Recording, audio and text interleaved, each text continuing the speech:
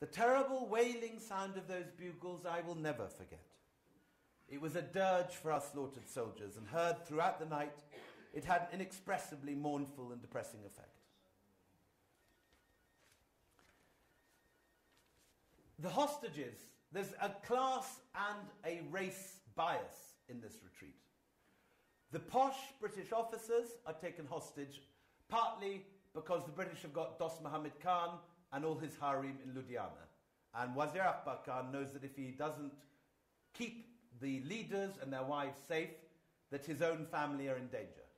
So he has to have hostages to use again, as a bargaining chip to get his father back and to get his wives and to get his mother back. So the officer class is safe. The sepoys who've got frostbite are stripped naked and driven out into the snow where they freeze to death.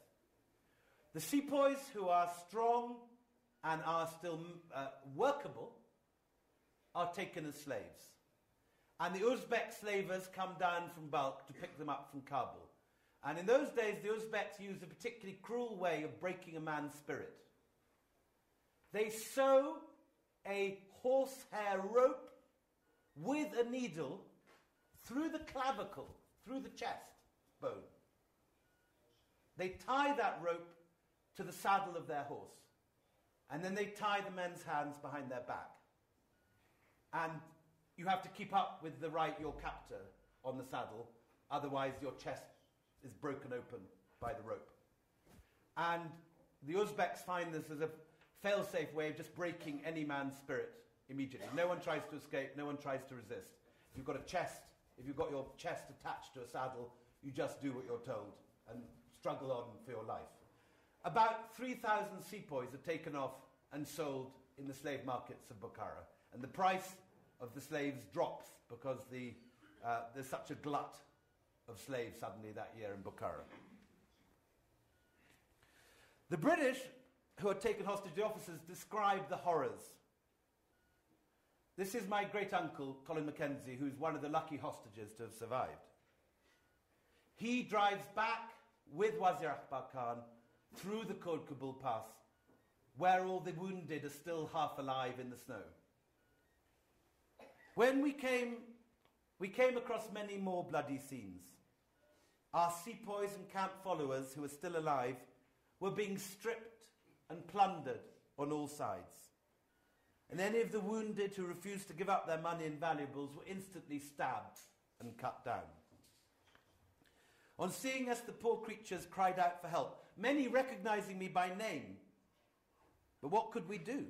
The Ghilzais had now tasted blood and showed their tigerish nature, becoming very savage and fierce in their demeanour towards us, demanding that we be given up to them for sacrifice and brandishing their long blood-stained knives in our faces, telling us to look for the heaps of carcasses around us, for you shall soon be among them. You came to Kabul for fruit, did you? How do you like it now? They cried. As we proceeded, we were met by numbers of the enemy's horse and foot returning to Kabul, laden with plunder of all kind. One miscreant had a little Indian girl seated on his horse behind him. As the day advanced, several poor wretches of Hindustanis, camp followers who'd escaped the massacre of the night before, made their appearance from behind rocks or within caves, where they'd taken shelter from the knives of the Afghans. They had been stripped of all they possessed, and few could crawl more than few yards on their hands and knees, being frostbitten in their feet. Here Johnson found two of his servants. One had his hands and feet frostbitten and had a fearful sword cut across one hand and a musket ball in his stomach. The other had his right arm completely cut off. Both were utterly destitute of covering and had not tasted food for 5 days. Wounded and starving, they'd set fire to the bushes and grass and huddled together naked to impart warmth to each other. Subsequently, we heard that scarcely any of these poor wretches escaped alive, and driven to the extremes of hunger, they sustained life by feeding on the bodies of their dead comrades. So scenes of unimaginable horror. But the British are not going to let this go because they realize that if they're defeated in Afghanistan so humiliatingly, they will lose their Indian empire. So the following spring, they send their best general, General Pollock. And Pollock is meticulous and merciless, everything that Elphinstone was not. He takes the Khyber Pass and he advances into Afghanistan with what he calls the Army of Retribution. He doesn't make any of the mistakes Elphinstone would make. They send flanking parties up on either side on the hilltops to command the heights so snipers can't fire down on them. Every village they pass, they burn to the ground. Every field of crops, they destroy. Every tree, they bark. Bark means to take the bark off it so the tree will die. So there'll be no shelter the following year. Eventually, they find their way to Kabul. They rescue the hostages who've been looked after very well by Wazir Akbar Khan. And then, as a final parting gift, they dynamite the Char Chatta Bazaar, the greatest Mughal building in Central Asia. They plunder Kabul, and then they send out arson parties into the streets, where with the wooden houses, it's very easy to start a fire, and they burn Kabul to the ground. And they retreat with the red of Kabul going up in flames behind them. Alexander Burns, when he'd arrived in 1837, described Kabul as a paradise. Gardens, palaces, wooden houses. This city is destroyed in 1838 by the Army of Retribution. And the British then allow Dost Muhammad Khan out of imprisonment. He has a meeting with the Governor General and he makes an alliance. He's allowed to go back. He's even given arms as long as he promises not to interfere with British India. And he keeps that promise. In 1857, when the sepoys rise up against their officers, led by sepoys who'd survived the defeat, like Subadar Bakh Khan, who are outraged at the way the officers left them to be enslaved and to be driven out into the cold while the officers were taken off and given food and shelter, and the ordinary soldiers are just left. It is the sepoys who survive the captivity who come back to India and start the 1857 uprising.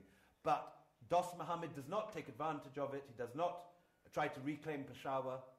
He stays, he honors his agreement, and in the course of the following years, he conquers Kulm, Balkh, and in 1863 he dies having just reconquered Herat. In the way of him is Wazir Akbar Khan, who's grown very powerful, and he dies of poison about 5 years after, about 1847. And there's rumours that Dost Muhammad Khan is behind the poisoning of Wazir Akbar Khan, but there's no proof. For the British, this is a dreadful catastrophe, but Lord Ellenborough, the next Governor-General, successfully holds the line at Peshawar. In the 1840s, the Sikh Wars lead to the defeat of the Sikh Khalsa, and Peshawar becomes the edge of the British Empire, which it will continue to be until 1947, when the British leave. But for the Afghans, this, of course, is the great victory. What the Battle of Britain, or Trafalgar, or Waterloo is for the British, what the freedom struggle, Gandhi and Nehru, is for the Indians, what Robert the Burns is for the Scottish, Wazir Akbar Khan becomes in the imagination of the three. Although, as I say, in reality, it seems he came quite late on the day. And in fact, it's forgotten figures like Aminullah Khan Lugari, Abdullah Khan Achakzai, Mir Haji, and Mir Masjidi, who in fact defeat the British. And so that all these other characters were strongly involved in the resistance and are not forgotten, but are simply not remembered in the way Wazir Akbar Khan is today. Here is Mirza Atta in his account in the Nawai Ma'arak. It is already, such is the thrill of this victory, that by 1843 the numbers are growing. Here is the account. It is said that 60,000 English troops, half from Bengal, half from other provinces, without counting servants and camp followers, went to Afghanistan, and only a handful came back alive, wounded and destitute. The rest fell with neither grave nor shroud to cover them, and lay scattered in that land like rotting donkeys. For the English love gold and money so much that they cannot stop themselves from laying their hands on any area productive of wealth. But what prize did they find in Afghanistan, except on one hand the exhausting of their treasury, and on the other hand the exhausting of their treasury, and on the other hand the disgracing of their army. It is said that 40,000 English troops had been in Kabul, and many were taken captive en route. Many others remained as cripples and beggars, but the rest perished in the mountains, like a ship sunk without trace. For it is no easy thing to invade and occupy the kingdom of Khorasan. These English had hoped to establish themselves in Afghanistan to block any Russian advance. But for all the treasure they expended and for all the lives they sacrificed, the only result for them was ruin and disgrace. If the English had been able to take and keep Afghanistan, would they ever have left this land where 44 different types of grape grow, and other fruits as well? Apples, pomegranates, pears, rhubarb, mulberries, sweet watermelon and muskmelon, apricots and peaches. And ice water that cannot be found in all the plains of Hindustan. For these Indians know neither how to dress nor how to eat. God save me from the fire of their dal and their miserable chapatis. Thank you very much.